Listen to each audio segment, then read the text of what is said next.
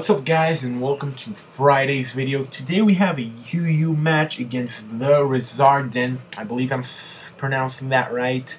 Was a standard match. He's a pretty cool guy. He has some nice content, so you should check out his channel. And we both brought some, some pretty standard UU stuff. I want to use TheRizardon because I haven't used him since 4th gen, and I used to use him a lot in 4th gen.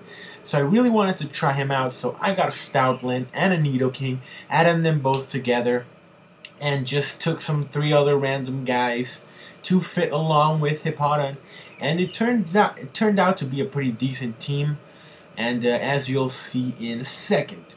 So he's going to lead off with Roserade. I don't really care. I just want to get my sand up so my Stoutland can come in later and just try to get some sweeping going on, because Stoutland is really strong.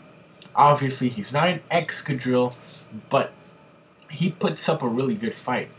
I'm going to go into Chansey predicting the sleep powder because I do have the natural cure. So he does go for that, and I am going to switch out next turn and obviously predict. I know that he's not going to go for it again, so I am going to switch out and get a safe switch into my Nidoking as he sets up his first layer of Toxic Spikes. Now, I don't have anything with flying, so something will have to get toxic until I can bring my Nidoking again. And he does switch out, goes into his Flygon. I'm not going to say I predicted that because I just wanted to get rid of the Roserade. I don't know why. Maybe he was expecting like Earth Power or Flamethrower. I don't really know. But it's good because I can take out his Flygon, and his Flygon was the only thing that could OHKO me. So I'm going to go for an Ice Beam again. He brings in Roserade, probably not expecting me to be Scarfed. But I am, because I prefer Scarfed Nidoking over Life Orb Nidoking any day. It's just way too powerful. And, it catches a lot of things off guard. But anyways, he's going to switch out, go into his Bishop now.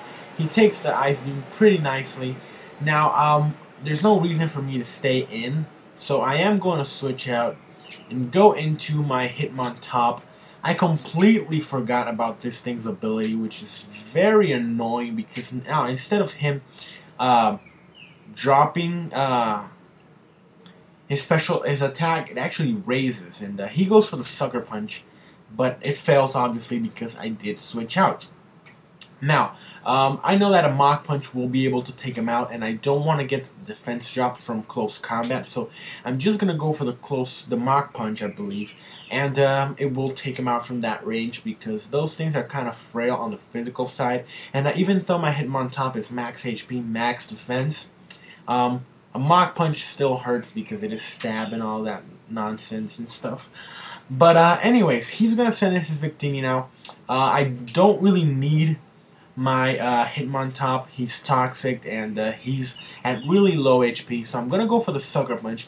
He goes for the Energy Ball, and it doesn't quite take me out. Even after the Toxic, I will be able to live with like really low HP, and he was probably thinking that I would die to Toxic, but I live with 12 HP, which is pretty awesome.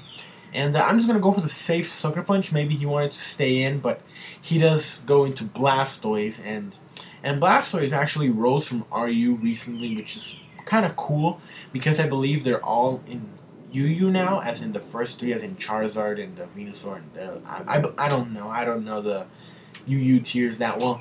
But anyways, I'm going to switch out, go into my Slowbro, and he won't want to stay in, so I'm going to predict the switch into Rotom, go for the Scald, and it works out perfectly because he does bring in Rotom. And considering how much amount of HP I have, I'm almost at full after the Toxic, and I know that I'll be able to take a Volt Switch or a T-Bolt or whatever, and he actually goes for HP, hidden power. I don't know, it can't be electric because that thing gets T-Bolt, so maybe grass or something. But if it is grass, why didn't he just go for T-Bolt? whatever, I'm not gonna say anything. That's kind of weird, but well. So, I will be able to finish him off with another one. He does bring in Roserade now. I don't want to take a grass move because I do have Regenerator and I can save this thing for later. So I'm going to switch out into my Chansey. I get the Toxic, which is kind of good because now he can't put me to sleep. So basically what I'm going to do here is I am going to predict him to do anything but go for the energy ball because obviously that won't do anything. So I am going to switch out back into my Nidoking for two purposes. One, to get rid of the toxic spikes, and two, to hopefully finish this thing off. And he does go for the Venoshock, which is a pretty good move to have on a Roserade, especially with toxic spikes. And here I over-predicted. I thought he would go into Blastoise to take my Ice Beam and or Fire attack, which I do have the Flamethrower, but he stays in. I don't know if he predicted that or he just wanted to fodder out this thing. But it works out well in his favor because I don't kill it off. But now I have a Sleep Fodder, which is great because now my Chansey can come in and it can set up wishes and successfully do all that shenanigans to this Roserade, because Roserades can't touch Chansey for crap. Even if they do have the HP fighting, it won't be able to do anything at all. And he's just going to set up another layer of toxic spikes as I go for the wish. And now on the next turn, I'm just going to go for the Seismic Toss to finish off this Roserade and get off my wish. He does go for the Energy Ball, which is doing absolutely nothing to me. And the Seismic Toss will obviously finish him off from that point. And now I'm gonna get my wish and stuff, whatever. Now he's gonna bring in his Victini. Now, since I saw that he was special before, I stayed in because I'm like, oh, he can't touch me. But he's actually mixed, which is something I've never seen before. Either they're fully special or they're I forgot the word, fully physical, but I've never seen mixed before, so I wasn't expecting it at all. So I'm going to go back into my Nidoking just to get rid of the toxic spikes and to wear this thing down because I know that he can't one-hit KO me with anything. And after 2 turns of Sandstorm and Life Orb, it will be a double down right here as he goes for the Brick Break.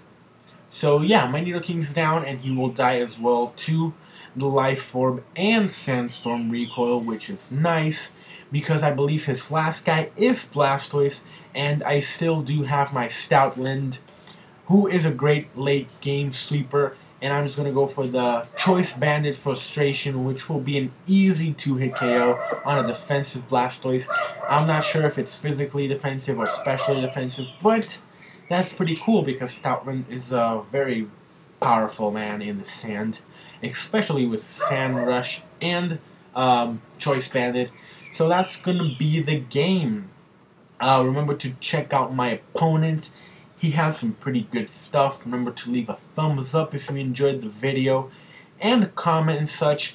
One more thing, please don't ask me for battles on YouTube. Add me on Skype. I'll leave that below because it's hard to talk to you if you're not on real time. So yeah, add me on Skype to request battles. And you know how this goes. I'll see you all later. Peace, guys.